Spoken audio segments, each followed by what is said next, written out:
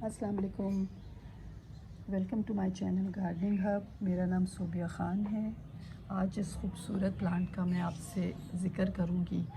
वो ये प्लांट है जिसका नाम है रोंडेलिशिया ओडोरोटा और इसको पनामा रोज़ भी कहते हैं। पनामा रोज़ इसको इसलिए कहा जाता है कि ये ओरिजिन जो है ये पनामा और क्यूबा से, तो इसलिए भी इसको पनामा रोज़ कहा जाता है। और ये एक बड़ा ही हार्डी प्लांट भी है। आपको इसकी इतनी सच केयर नहीं करनी पड़ेगी जितनी कुछ और प्लांट्स की करनी पड़ती है। इसमें जो फ्लावर्स हैं, इसमें एक पिंक कलर में भी फ्लावर्स आते हैं और इसमें ये कलर भी आता है। ये बड़ा रेडिश ऑरेंज सा कलर है, बड़ा आई कैचिंग सा कलर होता है। और जिसकी फ्लावर्स हैं ना, वो इस तरह से, ये देखें, क्लस्टर के फॉर्म में फ्लावर्स आते हैं। और जो इसके लीव्स हैं, इसके लीव्स जो हैं वो अपोजिट डायरेक्शन में निकलते हैं। देखें, जैसे अब ये जैसे इसके लीव्स हैं ना, नीचे आपके देखें इनकी डायरेक्शन ये है, तो नेक्स्ट जो निकलेंगे वो इसकी अपोजिट डायरेक्शन में, फिर ऐसे और फिर ऐसे, जो देखने में बड़े खूबसूरत लगता है। और प्लांट, इसके जो लीव्स हैं बड़े हार्डी से और जैसे लेदरी से इसके लीव्स होते हैं, बहुत हार्ड होते हैं। इसके अलावा ये जो है ये अप्रैल से स्टार्ट होती है इसकी ब्लूमिंग, और उसके बाद ये लेट समर तक इसकी ब्लूमिंग होती रहती है। बड़ी अच्छी ब्लूमिंग करता है ये, और बड़ा ही खूबसूरत, आपके गार्डन में अगर ये हो तो ये बहुत ही खूबसूरत लगता है। अगर आप किसी कॉर्नर में लगाएं तो वहाँ ये बहुत प्यारा लगेगा। इसके अलावा इसकी जो हाइट है वो, वैसे तो इसकी हाइट 6 से 10 फीट तक चली जाती है, लेकिन अब हमने इसको अगर पॉट में लगाया है, जैसे अब मैंने इसमें लगाया हुआ है, ये ऑलमोस्ट आई थिंक 18 इंचेस का या 16 इंचेस का पॉट है, तो फिर इस पॉट में वो उसी हिसाब से इसकी लेंथ होगी।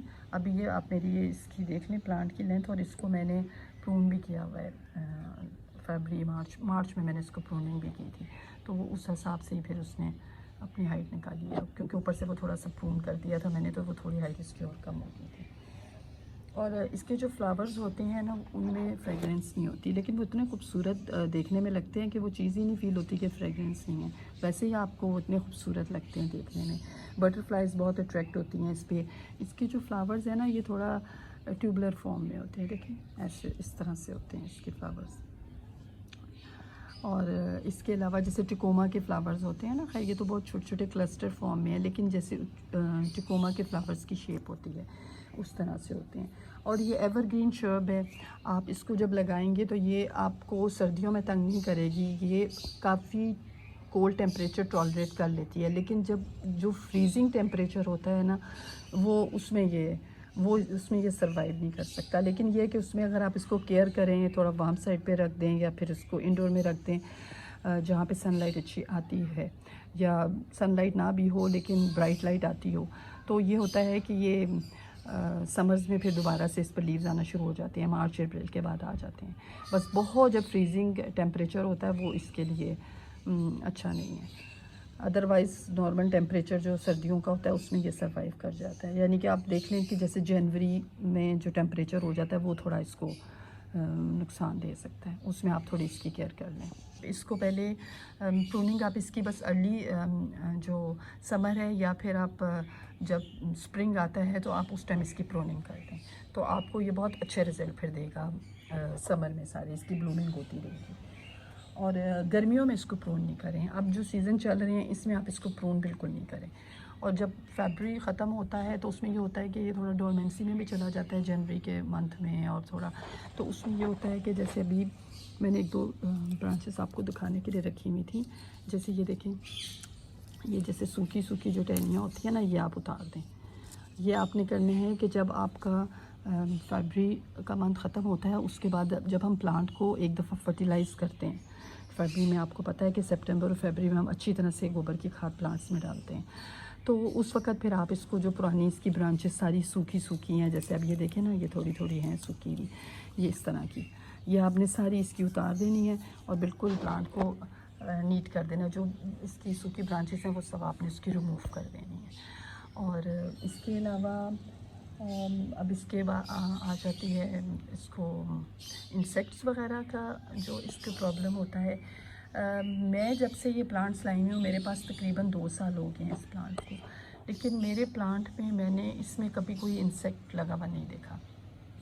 या हो सकता है कि मैं रेगुलर पेस्टिसाइड का स्प्रे कर देती हूँ तो मे भी इस वजह से ना लगा हो, लेकिन मैंने नहीं देखा इस पर।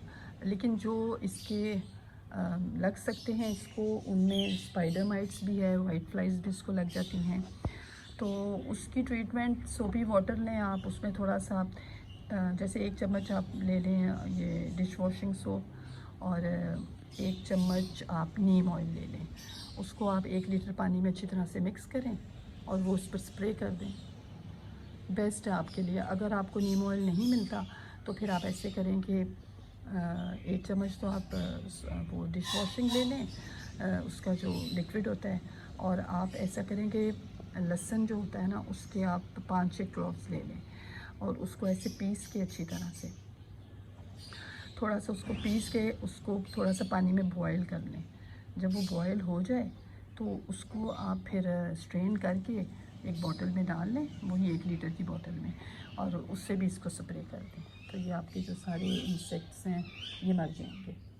और अब रहेगी बात कि इसको आप इंडोर रखें, तो इंडोर रखने के लिए ये है कि आप इसको अगर रखें इंडोर तो आप इसको बिल्कुल विंडो के साथ, जो ब्राइट लाइट होती है जहाँ पर आ रही है बहुत ज़्यादा ब्राइट लाइट, आप इसको वहाँ पर रखें ताकि ये लाइट लेता रहे। कोई भी फ्लावरिंग प्लांट है ना, उसको फ्लावर्स के लिए तो सन लाइट तो मस्ट है उसके लिए।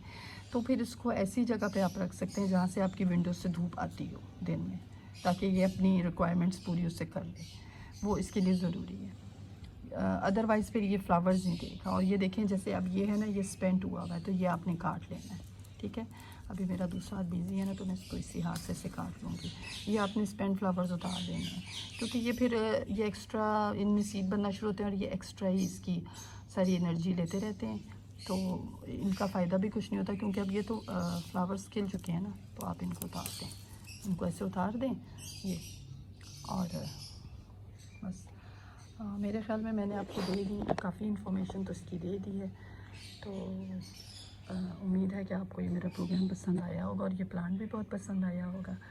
तो अगर आपको मेरी वीडियो पसंद आई है तो इसे लाइक करें, शेयर करें और मेरे चैनल को सब्सक्राइब कीजिएगा। Thank you so much.